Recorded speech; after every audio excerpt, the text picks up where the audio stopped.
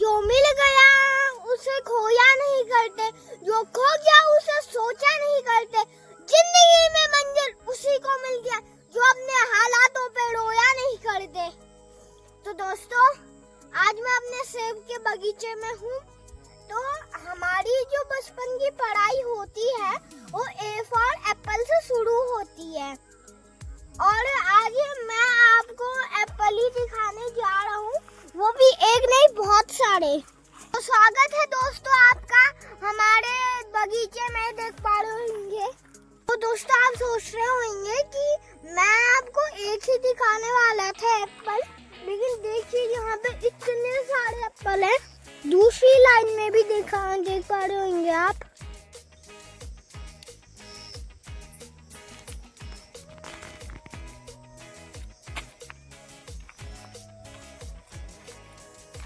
तो चलिए दोस्तों, मैं आपको मिलवाता हूँ इस बगीचे के मालिक से, जो कि और कोई नहीं वो है मेरे दादू। तो मेरे दादू हैं 80 years old। उनके मुंह में एक भी दांत नहीं है, लेकिन फिर भी वो ना सुबह से और शाम तक खेतों में काम करते हैं। मैं अभी दादू से पूछूंगा कि ये जो एप्पल आप देख पा रहे होंगे, ये पौधे उगाने में उनको कितनी कठिनाई फेस करनी पड़ी। तो अब जब जो पौधे हैं वो बड़े हो गए, वो सेब देने लग गए हैं। देख पा रहे होंगे भाई साहब, ये दोनों देख पा रहे होंगे एकदम मुस्तंदे बन रखे हैं ये।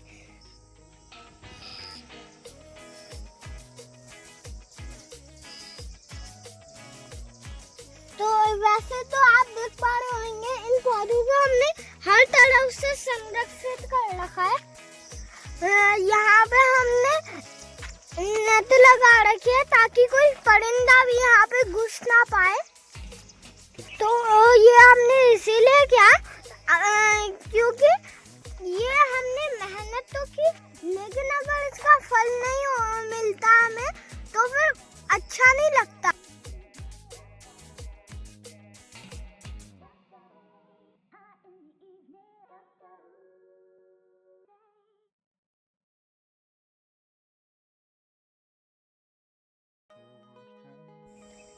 तो आप सामने देख पा रहे होंगे ये जो पेड़ हाथ फैला के हमारा स्वागत कर रहा है, ये और कोई नहीं, ये है बबू गोसा। देख पा रहे होंगे, और इस बार इस पे बहुत अच्छी फ्रूटिंग आ रखी है, बहुत अच्छे फ्रूट इस पे आ रहे।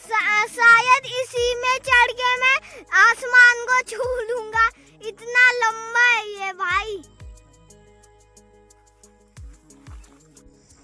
तो दादू, अब ना जब ना पौधे बड़े हो गए हैं, तो फिर अब आपको कितनी प्रॉब्लम्स फेस करनी पड़ रही है?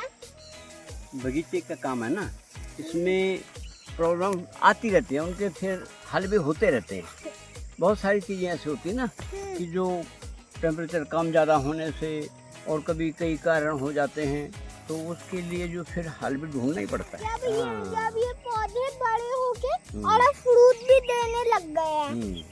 बहुत अच्छा पूछा आपने। इसमें ऐसा है ना कि जब फल तैयार होने पे होता है, अगर कई कारण होते हैं, फल फटने की दिक्कत आ जाती है। फल जब फटते हैं ना, तो उसके लिए ढूंढना पड़ता है कि क्या तरीका होगा कि हमारे फल फटे ना। एक ज़्यादा पक्षियों से और एक तितैये वर्ग में बहुत सारी चीज़ें आती हैं, ये भी जो है फलों को बहुत नुकसान पहुंचाती हैं।